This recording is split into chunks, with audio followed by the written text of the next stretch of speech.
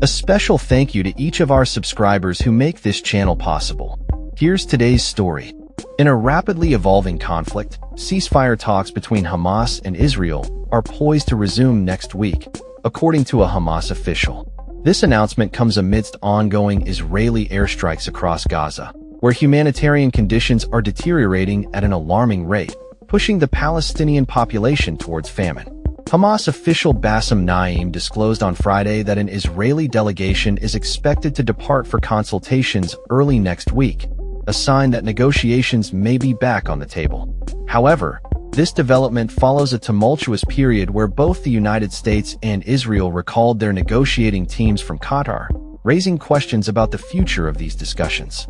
The U.S. Special Envoy, Steve Witkoff, expressed concerns over Hamas' latest response to the proposed ceasefire, citing a lack of desire to reach a truce. This sentiment was echoed by Israeli Prime Minister Benjamin Netanyahu, who stated that Hamas is obstructing efforts to secure a hostage release deal.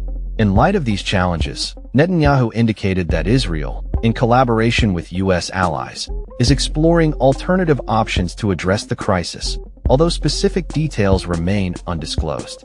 The humanitarian situation in Gaza has escalated, with reports of increasing hunger and deaths among its population of over 2 million. The Israeli government is facing mounting pressure from the international community to address the catastrophic humanitarian crisis.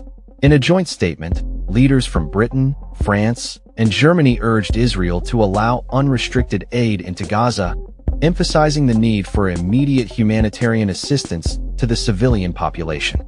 French President Emmanuel Macron made headlines by announcing that France would become the first major Western power to formally recognize a Palestinian state, a move that has sparked debate among European allies. While Macron's announcement aims to address the humanitarian crisis, it has also highlighted divisions within the E3 nations on how best to support Palestinians.